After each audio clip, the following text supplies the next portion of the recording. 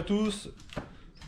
Comme vous avez pu voir, le timelapse que j'avais fait, il n'a pas été jusqu'au bout. Ça s'est arrêté allez, 5 minutes avant la fin, au moment où je sortais le moteur. Bon, il est là, il est sorti. Je m'excuse pour ce couac de vidéaste amateur. Donc voilà, ça y est, il est dehors. Je me suis bien amusé. Merci à cette petite traverse qui ne se démonte pas, avec des magnifiques petits points de soudure. Bon, ça c'est un coup, c'est ma voiture. Je perce et je mets des boulons, je retire ça. Parce que là, obligé de la lever comme je sais pas quoi pour pouvoir passer le moteur par en dessous, sans que ça touche sur la traverse.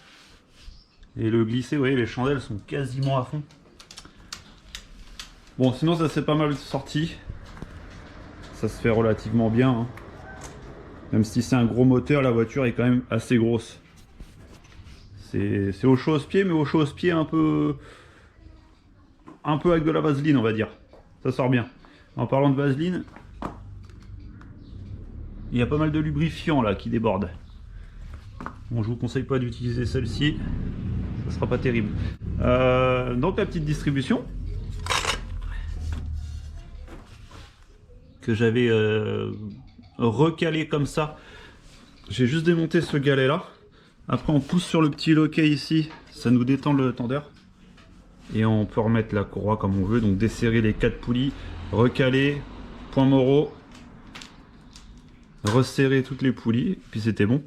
Donc là, sur cette poulie là et là, on avait une bonne dent de décalage. Celle-ci était bien calée, donc je ne sais pas trop ce qui s'est passé. Elle a été faite il n'y a pas très longtemps dans un garage. Bon après voilà, c'est comme ça, c'est des choses qui arrivent. La pompe à eau a été faite, toute neuve. Ça fuit. Donc on va refaire ça. Les bobines que j'avais déjà remplacées. Et c'est vachement plus agréable quand même quand on peut faire le tour comme ça.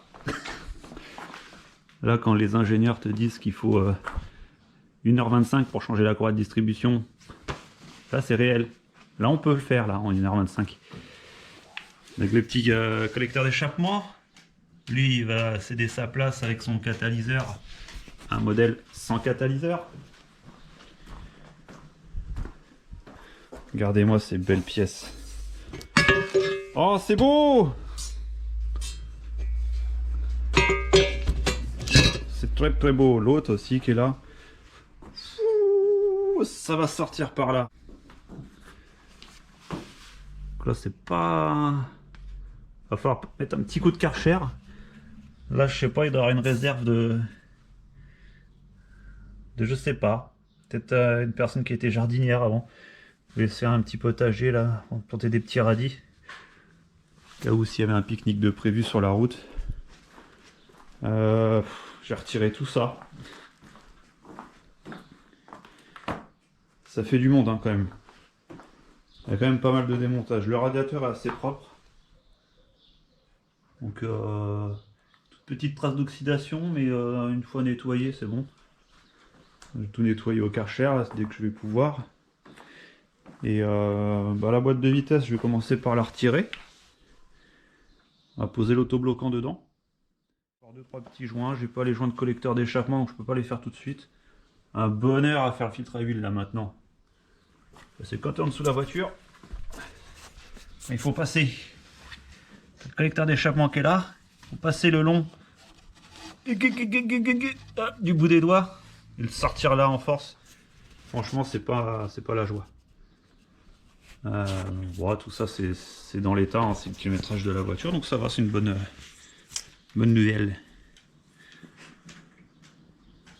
Il y a lui que j'ai pas encore vidangé les fluides. Je le fasse sur la chèvre. Pas que j'oublie, sinon ça va être une mare par terre. Donc voilà. Ça c'est à Monsieur Seguin, faut que je ramène. Et ouais, je pense qu'on va faire une vidéo là-dessus. Sur tout ce qui est pose collecteur, réfection, distribution, joint. Peut-être une vidéo aussi dédiée à l'autobloquant. Et après, va falloir que je change le collecteur. Merde. Non, pas le collecteur. Le collecteur, je l'ai déjà dit, il est là. La ligne, les amortisseurs. Là, j'ai vu que les soufflets de cardan étaient crevés. On va falloir changer ça, il n'y a pas de jeu, donc ça c'est bien. J'avais prévu de démonter la distribution. Jusqu'à là, pas de problème, il y a une place de folie. C'est super. Par contre, j'ai pas prévu ça. Écrou de 84,5,3. Donc je ne l'ai pas. En attendant que je commande la douille, que je la reçoive, je vais faire autre chose.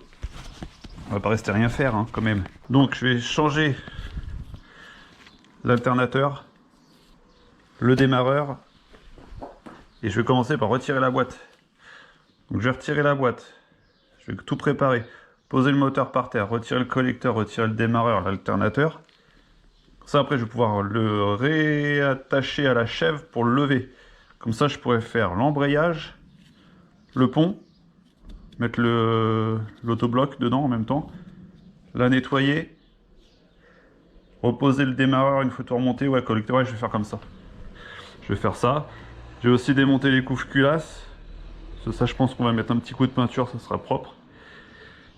Et puis ouais je vais faire dans cet ordre là, en attendant que j'ai la douille. Bon, allez, c'est parti, on y va.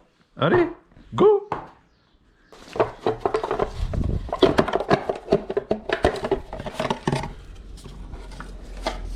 Truc qui est balèze. Une Maglite. Les papiers s'il vous plaît. Tight.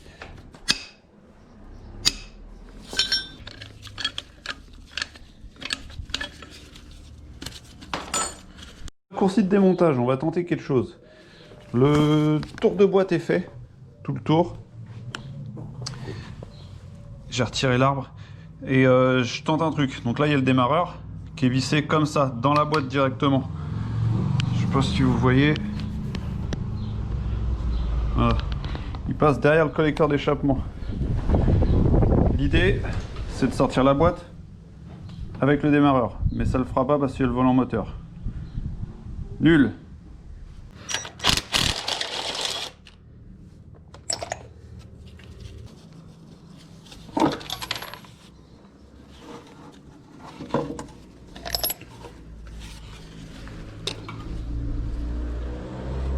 Tadam! Et je vous raconte pas la galère à faire si le moteur est dans la caisse. Ceux qui l'ont déjà fait comprennent cette phrase, je pense. Bon, je retire le démarreur, puis la boîte va sortir. Je sais pas, il n'y a pas de crochet là-dessus, là. Je suis obligé de l'accrocher au collecteur en attendant. Ça, après, là, je peux travailler tranquille sur la boîte. Je sais pas si je fais la boîte de vitesse d'abord à 100% et après le moteur. Je sais pas. Ça va être suivant mon humeur, je pense.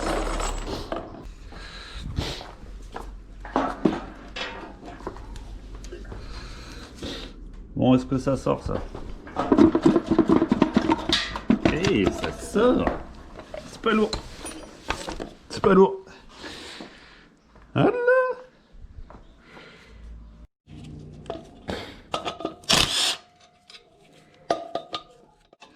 Et mon pas! Hop là! Ah oui! Ah oui, oui, oui! Ah oui, oui, oui! Je sais pas si vous voyez, mais on dirait un disque de frein le truc, bien usé. La butée, faut savoir que c'est un embrayage tiré, hein. Le diaphragme il se tire, il se pousse pas. C'est pour ça que la butée reste dessus. Et l'embrayage, rincé de chez rincé. Pas au rivet, mais presque. Il n'y a même plus les cannelures là. Les stries. Patinez pas, mais commence à être bien dur. Alors, le volant moteur il a des petites traces de chauffe, mais ça c'est pas méchant. On sent même pas là par rapport au disque d'embrayage qui était usé. Ouais, donc c'est bon. Le volant moteur il est bon. Je vais le retirer comme ça, je vais faire le joint spi et tout remonter comme ça sera prêt. Nettoyer bien sûr avant. Ça sera bon. Un truc qui fait gagner du temps. Un petit repère pour le remontage.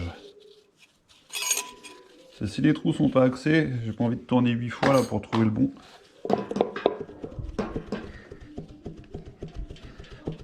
Allez, champ ça vient. Change pas de main.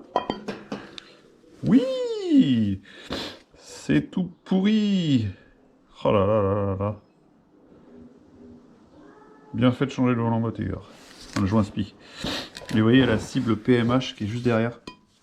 Celle qui envoie l'info de tour, on va dire, au calculateur pour savoir où il en est.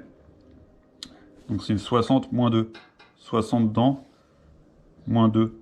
Donc 58 dents réelles.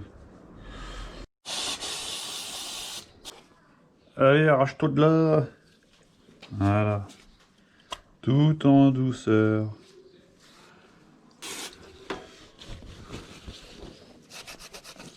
Franchement, le nettoie-frein, c'est la vie. C'est vraiment, vraiment, vraiment, vraiment le pied. Fini là la gamelle avec le pinceau, l'essence, tout nettoyé. Tu mets un petit coup de pchit. Voilà. Hop, c'est propre. Ah, déjà là, j'ai quoi? Bon, j'ai utilisé une bombe quand même. Mais c'est neuf. Un petit peu de graisse dans la lèvre intérieure. Comme ça ne tournera pas à sec au premier démarrage. Un petit peu à l'extérieur pour que ça rentre bien. Ce que je vais faire, c'est que je vais mettre un tout petit peu de pâte à joint là, là et là. Pourquoi? Parce qu'une fois, je me suis fait avoir sur une de mes voitures. Je pensais que c'était le joint SPI qui fuyait. Je l'ai remplacé, tout remonté. Et c'était pareil. Et en fait, c'était la pâte qu'il y a au montage qui était désagrégée. Ça faisait un passage d'huile. Donc maintenant, je me fais plus avoir. Je mets de la pâte là, là et éventuellement là. Comme à l'origine. En extérieur. Mais bon, au moins... Là, je sais que c'était le joint SPI qui fuyait, donc il n'y a pas de risque, mais bon, je préfère le faire quand même. Voilà. Là, je suis sûr que c'est propre. Je vais remettre un petit coup de serrage sur le bouchon là, et je vais pouvoir remonter le volant moteur.